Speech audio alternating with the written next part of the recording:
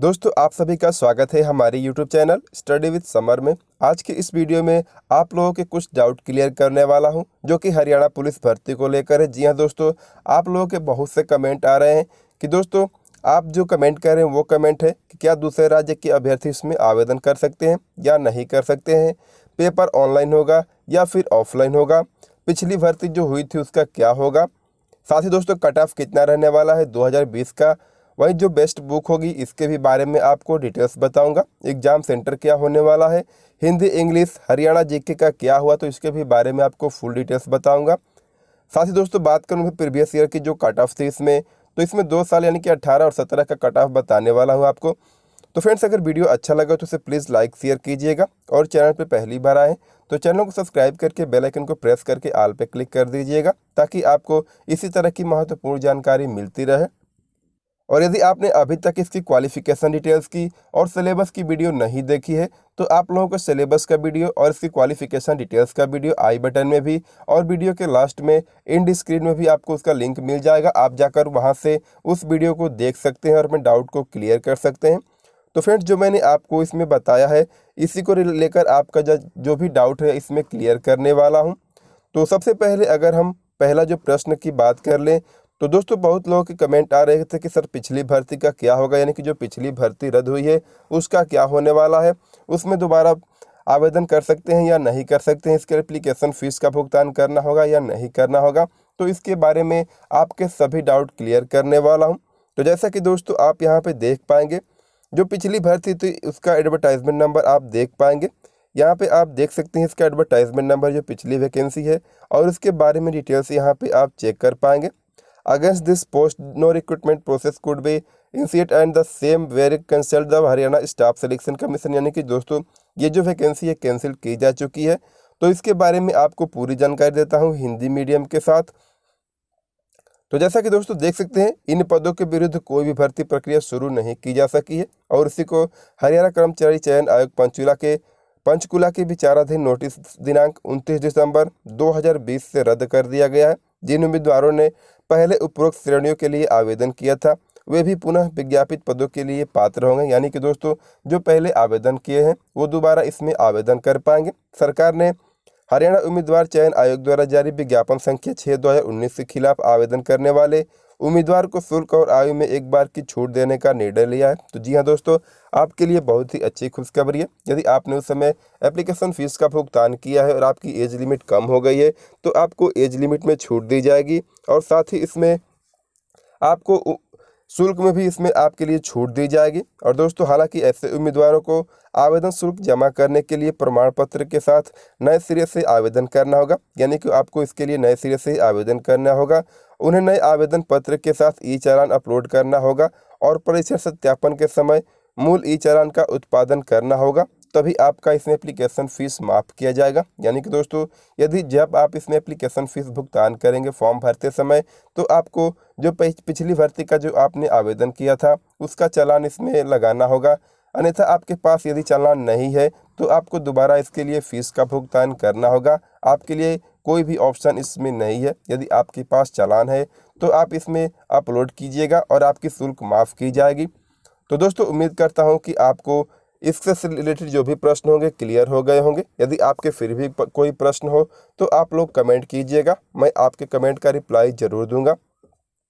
तो दोस्तों चलिए अब चलते हैं अगले प्रश्न की तरफ। जो अगला आपका जो प्रश्न आ रहा है, बहुत से आप लोगों के कमेंट आ रहे हैं कि सर पेपर ऑनलाइन होगा या फिर ऑफलाइन होगा, तो इसके भी बारे में आपके डाउट क्लियर करने वाला हूँ।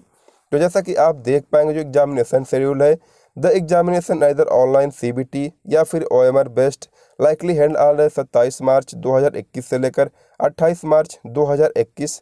The date time and place of examination will as admit card, यानी कि दोस्तों इसमें जो ऑनलाइन एग्ज़ाम हो सकता है या फिर ऑफलाइन ओएमआर बेस्ड एग्ज़ाम हो सकता है, ये 27 मार्च और 28 मार्च को होने वाले एग्ज़ाम में ही पता चल पाएगा, और इसके बारे में आपको पूरी जानकारी दी जाएगी आपके एडमिट कार्ड पर।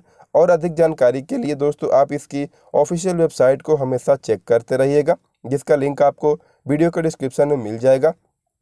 और यदि आपको इस वीडियो को पूरा देखने के बाद आपके फिर भी कोई भी डाउट हो तो आप लोग कमेंट कीजिएगा, मैं आपके कमेंट का रिप्लाई ज़रूर दूंगा। साथ ही इसके आवेदन करने का लिंक और इसके ऑफिशियल नोटिफिकेशन का लिंक भी आपको वीडियो के डिस्क्रिप्शन में मिल जाएगा, आप वहां से चाहें तो डिटेल्स को चेक कर सकते हैं।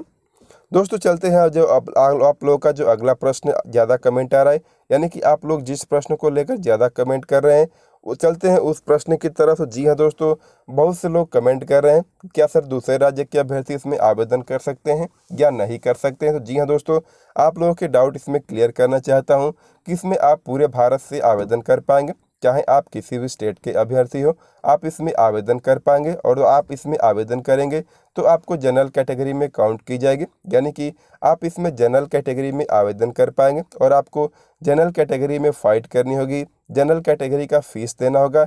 चाहे आप दूसरे स्टेट के SC ST OBC कोई भी कैटेगरी हो, यदि आप हरियाणा में आवेदन करते हैं तो आपको जनरल कैटेगरी में काउंट किया जाएगा और उसी के हिसाब से आपका एग्ज़ाम होगा। सिलेक्शन प्रोसेस जो भी डिटेल्स होगा आपका जनरल कैटेगरी के हिसाब से होगा, यानी कि जो हरियाणा की जनरल कैंडिडेट है उन्हीं के साथ अन्य अभ्यर्थी, यानी कि जो अदर स्टेट के अभ्यर्थी हैं उनका भी उन्हीं के हिसाब से सिलेक्शन इसमें किया जाएगा। तो दोस्तों उम्मीद करता हूं कि आप लोगों के ये भी डाउट क्लियर हो गए होंगे कि आप इसमें आवेदन कर सकते हैं या नहीं कर सकते हैं। तो आप पूरे भारत से इसमें आवेदन कर पाएंगे जनरल कैटेगरी में। तो चलिए अब चलते हैं आप लोगों के अधिक जो कमेंट आ रहे हैं उसके बारे में। तो जी हाँ दोस्तों, अगला जो आप बहुत से ज़्यादा कमेंट कर रहे हैं, दोस्तों जब हम बात कर ले जो आप लोगों के अगले जो कमेंट्स हैं, यानी कि आप जिसके लिए कमेंट ज़्यादा से ज़्यादा कर रहे हैं कि सर इसकी कट ऑफ क्या रहने वाली है और इसकी प्रीवियस कट ऑफ क्या होगी, तो आप लोगों को इसके बारे में आपके सभी डाउट क्लियर करने वाला हूं। तो वीडियो को लास्ट तक देखते रहिएगा, वीडियो को स्किप मत कीजिएगा। यदि आप वीडियो को स्किप कर देंगे तो आप तक गलत इन्फॉर्मेशन जा सकती है। तो दोस्तों बात कर ले हरियाणा पुलिस के कट ऑफ, जो कि एक्सपेक्टेड कट ऑफ होगी, ये आपके कट ऑफ रिटर्न एग्ज़ाम के आधार पर बनाई जाएगी। और दोस्तों ये आपकी निर्धारित करती है कितने अभ्यर्थी इसमें एग्ज़ाम देते हैं, कितने अभ्यर्थी इसमें क्वालिफाई करेंगे और क्या स्कोर इसमें रहने वाला है। तो आपको इसके भी बारे में पूरी डिटेल्स दूंगा। और इसका एक जो बड़ा फैक्टर है दोस्तों, ये इस पर निर्धारित करता है कि इसमें कितने कैंडिडेट आवेदन किए हैं और कितने लोग इसका एग्ज़ाम देने के लिए जाते हैं और पेपर का लेवल कैसा रहेगा, ये इस पर बहुत ही ज़्यादा डिपेंड करता है। फिर भी आपको एक अनुमानित कट ऑफ में बताने जा रहा हूँ ताकि आप लोगों के जो भी डाउट्स हो वो क्लियर हो जाए। तो चलिए आपको इसके बारे में पूरी जानकारी देता हूँ स्टेप बाय स्टेप। तो फ्रेंड्स अगर हम बात कर ले मेल कैटेगरी की कट ऑफ की, तो इसमें जनरल के लिए जो कट ऑफ रहने वाली है वो 55 से लेकर 60 के बीच में रहने वाली है। वहीं बात कर लें SC कैटेगरी की, तो SC के लिए 45 से लेकर 50 के बीच में कट ऑफ रहने वाली है। BCA की बात कर ले तो इसके लिए 53 से लेकर 58 के बीच में कट ऑफ रहने वाली है। बात कर लें BCB के लिए, तो इसकी जो कट ऑफ होगी दोस्तों 54 से लेकर 59 के बीच में रहने वाली, इसमें प्लस या माइनस हो सकता है। वहीं बात कर लें ECM की, तो इसके लिए 35 से लेकर 40 के बीच में कट ऑफ रहने वाली है। तो आई होप आप लोगों का ये डाउट क्लियर हो गया होगा कि इसकी कट ऑफ कितनी जाने वाली है। वहीं बात कर ले फीमेल की, तो फीमेल में जनरल के लिए 42 से लेकर 44 के बीच में कट ऑफ रहने वाली है।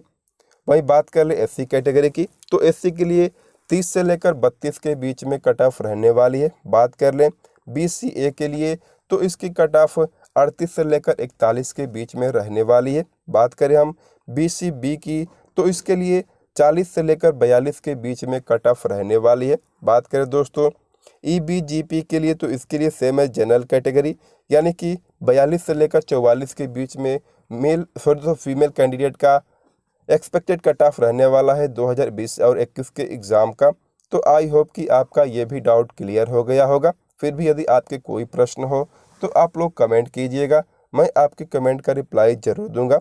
वहीं दोस्तों अब बात कर ले हम प्रीवियस ईयर की जो कट ऑफ थी उसके बारे में। तो दोस्तों हम बात कर ले 2018 के कट ऑफ की, तो इसमें जनरल कैंडिडेट के लिए 57.60 की कट ऑफ गई थी। वहीं बात कर ले SC कैटेगरी की, तो इसमें SC के लिए 51 की कट ऑफ गई थी। BCA के लिए 53.80 की कट ऑफ थी। BCB के लिए 56.20 की कट ऑफ गई थी। ESM जनरल के लिए 44 की कट ऑफ इसमें गई थी। बात कर ले ESM SC कैटेगरी के लिए, तो इसकी कट ऑफ 28 थी। ESM BCA की बात कर लें तो इसके लिए 36 की कट ऑफ गई थी। ESM BCB की 44 के करीब इसमें कट ऑफ गई थी। दोस्तों ये जो कट ऑफ है ऑफिशियल कट ऑफ है और इसी के आधार पर, इतने ही कट ऑफ के आधार पर हरियाणा पुलिस में इसका चयन किया गया था। बात कर ले 2017 के कट ऑफ की, तो इसमें मेल कैटेगरी के लिए 54.90 और फीमेल के लिए 44.35 की कट ऑफ गई थी जनरल कैंडिडेट के लिए। वहीं बात कर ले एससी की, तो एससी के लिए मेल में 45 और फीमेल में 35.50 की कट ऑफ गई थी। बीसीए की बात कर लें तो इसके लिए 48.90 की कट ऑफ मेल कैटेगरी में और फीमेल में 38.80 की कट ऑफ गई थी। और दोस्तों ये जो कट ऑफ है ऑफिशियल कट ऑफ है, इसी कट ऑफ के आधार पर इसमें चयन किया गया था।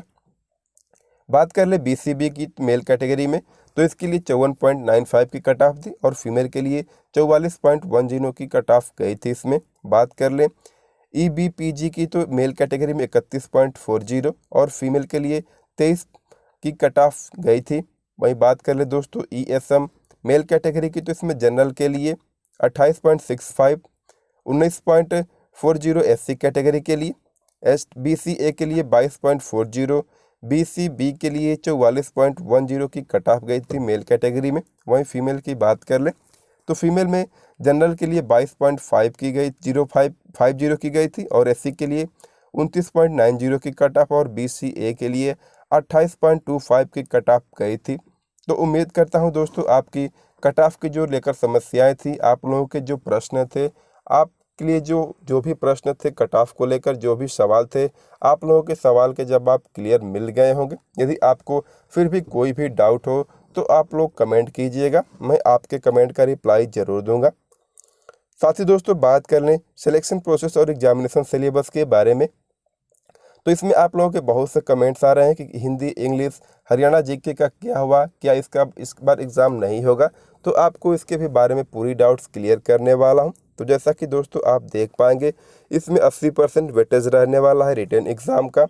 रिटन एग्ज़ाम के लिए 80 नंबर रहेंगे, जिसमें आपको कुल 100 क्वेश्चन दिए जाएंगे और प्रत्येक क्वेश्चन जो होगा दोस्तों 0.80 मार्क के रहने वाले हैं और इसमें आपको कुल 90 मिनट यानी कि 1.5 घंटे का समय दिया जाएगा। साथ ही बात कर ले नेगेटिव मार्किंग की, तो इसमें आपके लिए कोई भी नेगेटिव मार्किंग का प्रावधान नहीं किया गया है। यदि आप तुक्का लगाने के आदी हैं और आपको महारत हासिल है तुक्का लगाने में, तो आप लोग इसमें तुक्का लगा सकते हैं। इसमें कोई भी नेगेटिव मार्किंग का प्रावधान नहीं किया गया है। वहीं दोस्तों बात कर लें पेपर के माध्यम की, तो इसका पेपर हिंदी और इंग्लिश दोनों ही भाषाओं में आयोजित किया जाएगा। वहीं दोस्तों बात करने इसमें आप देख पाएंगे ये जो है the medium of examination shall be Hindi, यानी कि जो एग्जामिनेशन का माध्यम होगा वो हिंदी और इंग्लिश दोनों भाषाओं में होगा। साथ ही बात कर ले knowledge of English language of the candidate to be tested, यानी कि इंग्लिश लैंग्वेज को जो लेकर आप लोगों के प्रश्न है, क्या इस बार इंग्लिश का लैंग्वेज का टेस्ट नहीं होगा, तो आप लोगों को इसमें क्लियर कर दूंगा दोस्तों। साथ ही बात कर लें इसमें जो आपके प्रश्न रहने वाले हैं वो जनरल स्टडीज़ होंगे, जनरल साइंस होगा, करंट अफेयर्स होंगे, general reasoning, mental aptitude, numerical ability, agriculture, animal husbandry और साथ ही कंप्यूटर नॉलेज से आपके प्रश्न पूछे जाएंगे। और इसका जो दोस्तों लेवल होगा वो 10+2 यानी कि इंटरमीडिएट स्तर का आपका लेवल रहने वाला है इसमें। साथ ही बात कर ले फिजिकल स्क्रीनिंग टेस्ट की, तो इसमें दोस्तों आपकी जो वैकेंसी के हिसाब से 7 गुना अभ्यर्थियों को फिजिकल स्क्रीनिंग टेस्ट के लिए बुलाया जाएगा रिटन एग्ज़ाम की। और बात कर ले इसमें, तो सबसे पहले इसमें आपका रिटन एग्ज़ाम होगा, रिटन एग्ज़ाम के बाद आपका फिजिकल स्क्रीनिंग टेस्ट होगा। तो इसी के आधार पर इसमें आपके चयन किए जाएंगे और यही प्रक्रिया रहने वाली है। तो अगर हम बात कर ले इंग्लिश को लेकर जो आपके डाउट है दोस्तों, परीक्षा का माध्यम हिंदी होगा, जहां उम्मीदवारों की अंग्रेजी भाषा के ज्ञान का परीक्षण किया जाना है। तो इसमें आपके अंग्रेजी भाषा के ज्ञान का परीक्षण किया जा सकता है। तो उम्मीद करता हूं कि आप लोगों के ये भी डाउट क्लियर हो गए होंगे। यदि आपको इसको लेकर कोई भी डाउट हो या आपके कोई भी प्रश्न हो या आपको कोई बात समझ नहीं आई हो, तो आप लोग कमेंट कीजिएगा, मैं आपके कमेंट का रिप्लाई ज़रूर दूंगा।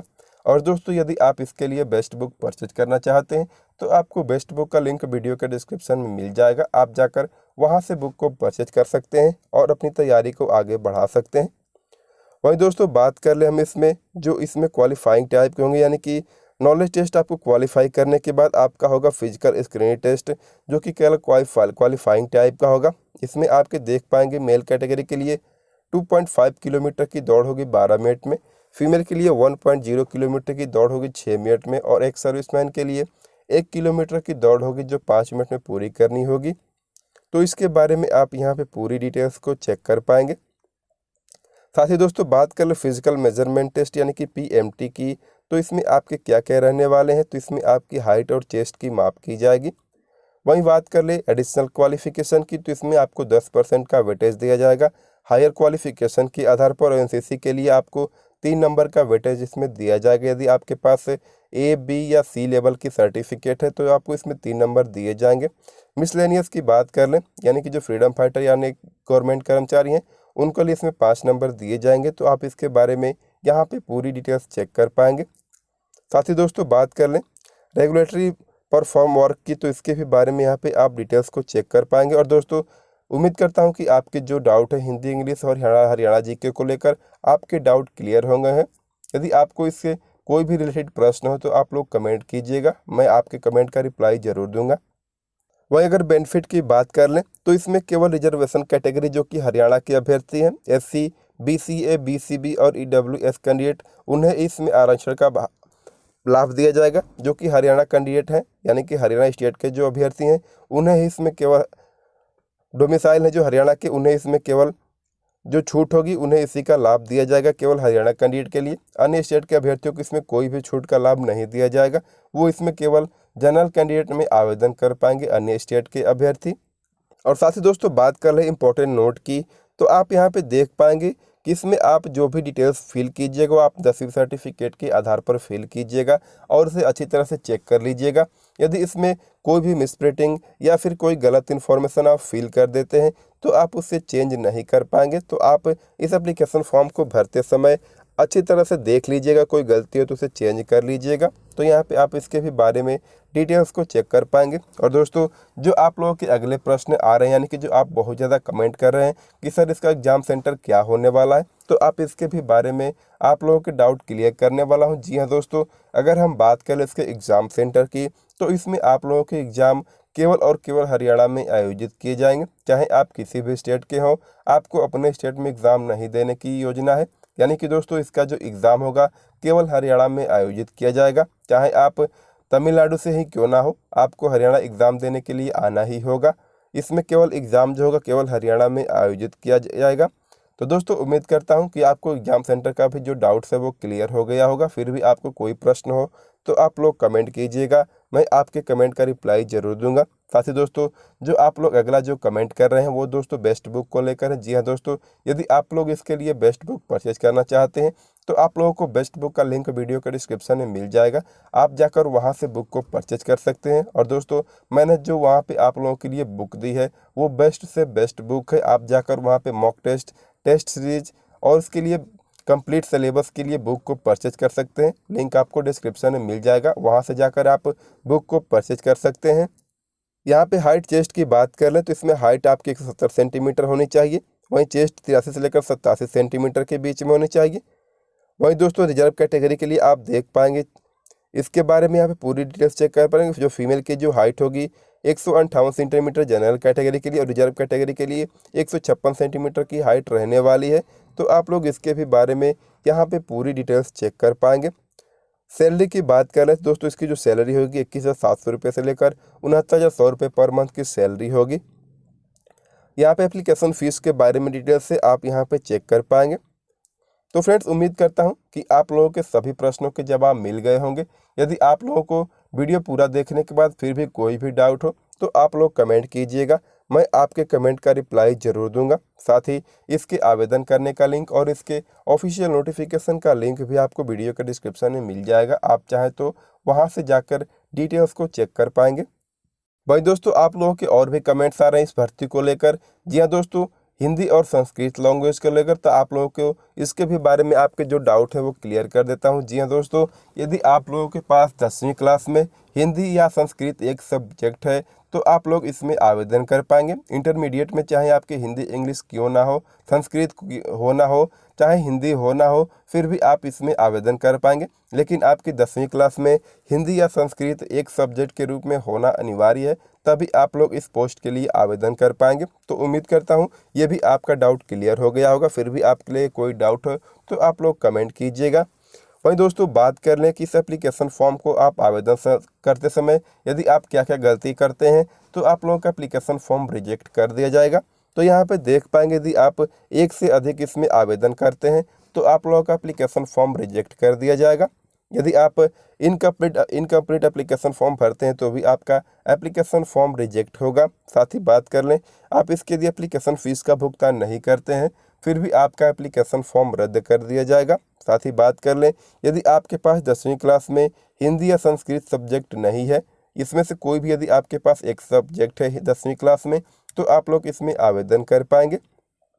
साथ ही दोस्तों, यदि आप एकेडमिक क्वालिफिकेशन का कॉलम खाली छोड़ते हैं तो भी आपका जो ये फॉर्म है वो रद्द कर दिया जाएगा। साथ ही आइडेंटिफिकेशन मार्क का जो कॉलम है उसमें भी आपको कटे का निशान लिखना होगा। यदि आप इस कॉलम को भी छोड़ देते हैं तो आपका जो अभ्यर्थिता वो रद्द कर दी जाएगी। साथ ही दोस्तों, बात कर लें, यदि आप इसमें क्वालिफिकेशन पूरी नहीं करते हैं और यदि आप इसमें आवेदन कर देते हैं, फिर भी आपका एप्लीकेशन फॉर्म रद्द कर दिया जाएगा। और यदि आपके ओरिजिनल डॉक्यूमेंट सही नहीं पाए जाते हैं तो आपकी एप्लीकेशन फॉर्म रद्द कर दी जाएगी। तो आप इसके बारे में यहाँ पे पूरी डिटेल्स को चेक कर पाएंगे। तो दोस्तों, उम्मीद करता हूँ वीडियो आपको अच्छा लगा। यदि अच्छा लगा हो तो उसे प्लीज़ लाइक शेयर कर दीजिएगा और चैनल पे पहली बार आए हैं तो चैनल को सब्सक्राइब करके बेल आइकन को प्रेस करके ऑल पे क्लिक कर दीजिएगा, ताकि हमारे सभी वीडियो के नोटिफिकेशन सबसे पहले आप तक पहुँचे। तो दोस्तों, हम मिलेंगे फिर अगले वीडियो में एक नई वैकेंसी के साथ। तब तक के लिए थैंक यू।